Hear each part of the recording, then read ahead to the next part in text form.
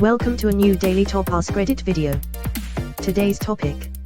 ABC just pulled Jimmy Kimmel live, indefinitely, due to comments he made about Charlie Kirk.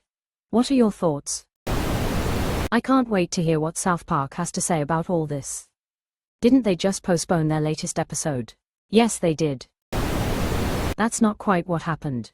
The FCC threatened to revoke Disney and ABC's license if they didn't remove Kimmel. This is a very, very serious issue right now for Disney. We can do this the easy way or the hard way, FCC Chair Carr said. These companies can find ways to take action on Kimmel, or there is going to be additional work for the FCC ahead. They have a license granted by us at the FCC, and that comes with it an obligation to operate in the public interest, Carr said. This is literally government censorship for criticizing the party in power. Nexstar, which is the largest local broadcaster in the country, is in the middle of a multi-billion-dollar merger that needs Gov approval, pulled Kimmel from all their affiliate stations. ABC is scared that if the Nexstar merger is denied, that Nexstar will pull more shows in retaliation. Nexstar reaches 220 million in the US. Nexstar needs the FCC to increase the cap of how many local TV stations one company can hold to 40%. To be clear, this should not happen. A company like Nexstar should not have that much power, or they'll do exactly what they're doing right now. It's essentially the government offering monopolies to any company that'll bend the knee. A TV presenter says something mean and loses his job. The Attorney General claims to have the Epstein files in her desk, then says they don't exist and she's fine. The Secretary of Defense exposes secrets repeatedly and denies doing so. He's fine. There seems to be a pattern here. A Fox News host calls for the murder of homeless people. Silence. No, not silence. Shots fired at homeless encampments. If you look at what was said, it was just about nothing. It wasn't in any way defending the killing or the killer. It's ridiculous. We had some new lows over the weekend with the MAGA gang desperately trying to characterize this kid who murdered Charlie Kirk as anything other than one of them, and with everything they can to score political points from it.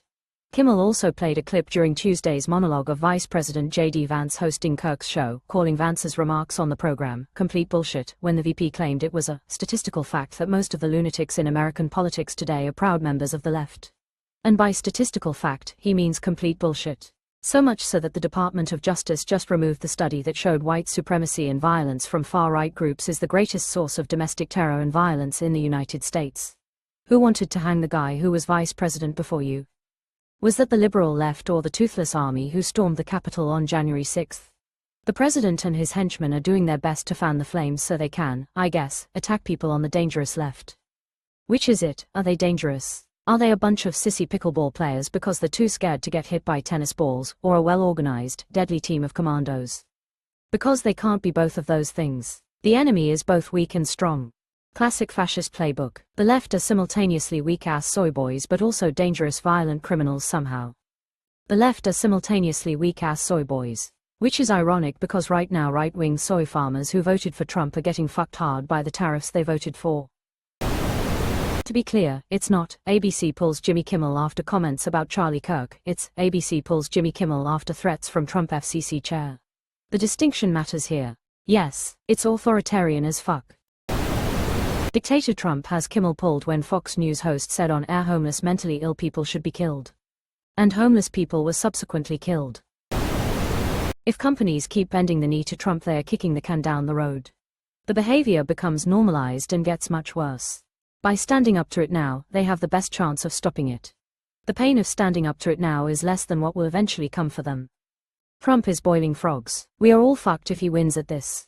Standing up costs money. CEO needs that $30 million bonus.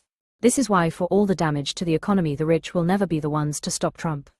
We are all fucked if he wins at this. I hate to point out the obvious, but he is winning at this. He has found no significant opposition so far in almost anything his administration has tried to do. The secret police are already out there scooping up people and vanishing them to places unknown.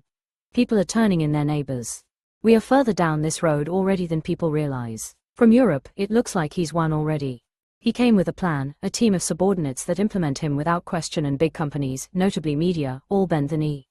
It's gonna get worse and nobody will be safe. It's effing frightening. What about the guy on Fox News who called for literally exterminating homeless people? Question mark. And the following days since there has been 2 shootings at homeless encampments. He's not the radical left. This is some North Korea shit. National Socialist German Workers' Party did the exact same thing in the 1930s. Control the media and you can control the narrative and vilify anyone opposing your plans. The First Amendment doesn't work if we all just surrender to the fascists in advance. Dipshit coward CEOs. Billionaires are in charge. That's the bottom line. It's a big club, and you ain't in it. He didn't make comments about Kirk. He made comments about MAGA's reaction to the shooter. Close enough in their book. Funny of you to assume they know how to use a book. Took me less than 3 minutes to cancel my Disney Plus subscription. Just saying. And Hulu and ESPN. I had the bundle, so yeah. Removed. That was grabbed. By someone who bragged about being able to do that. And claiming that when you're famous they just let you do it. Hannity says worse than that every single day of the week. I see little difference right now between the Trump administration and the Putin administration. If you don't kiss the ring they find a way to eliminate you. MAGA sure seem to love cancel culture now. It's all humor and opinions until it's their little altar boy that gets shit, then it's disrespectful. I don't subscribe to any Disney crap to cancel. But mass cancellation of their content is the only response. Same, I already am boycotting Disney by default. Might start making nihilist Mickey comics or something. Not to be dramatic, but I feel like a dark curtain is descending upon us. Descending, the theater has been closed for months. You're not being dramatic, others are failing to learn from history. Every German above the age of 16 can tell you about that stage production and has been talking about it since before the election. My thoughts are that there are so many plays from the authoritarian playbook happening right now all at once that people, including myself, feel helpless and scattered. True. It is a social blitzkrieg. That is the point of the exercise. That's intentional. Trump's admin utilizing a strategy they call flood the zone with this specific goal in mind. That's a large part. It's been happening so fast, and the government has been doing so many horrible things, that for so many people it's just become noise. It feels like we are barreling towards something and I don't know what it really looks like, but the closer we get the worse it feels. It's fascism and authoritarianism. It's all very textbook. Trump is following Putin, who is following Stalin and Hitler. There is nothing novel about Trump and Miller's playbook. I believe there are too many good and stubborn people in the US to let fascism exist for very long, but it's not going to be easy to cut out the tumor once we finally decide treatment is the only option. I think the US is coughing up blood every day hoping it's just a cold or allergies and it will go away on its own. It won't go away, it's a tumor. No, it was because he has been criticizing Trump for years. Trump has been predicting his firing for months and threatened to take away their affiliates' broadcast rights this week. Has almost nothing to do with Charlie Kirk, and everything to do with silencing dissent. Edit, I also made a quick cartoon of Kimmel and the First Amendment and cannot share it due to errors. Nexstar owns like 70% of ABC affiliates and is trying to buy another affiliate group and needs FCC approval. Bob Iger is a pussy bootlicker. Yup. Their CEO, Perry Sook, has been essing Trump's D all year in the press. Nexstar CEO praises Trump administration as local TV giant announces $6.2 billion merger with rival. Absolutely. And beyond the Trumpsters, so many short-sighted Americans will just roll over and not care at how outrageous this government overreach is. My thoughts are I'm cancelling Disney Plus. Welp, time to cancel Hulu and Disney Plus. And there is a No Kings protest planned nationwide on October 18th. Someone on Fox said we should euthanize all the homeless people, vets included, and he's still talking away on Fox, but this is too far. Time to boycott Disney, ABC for good.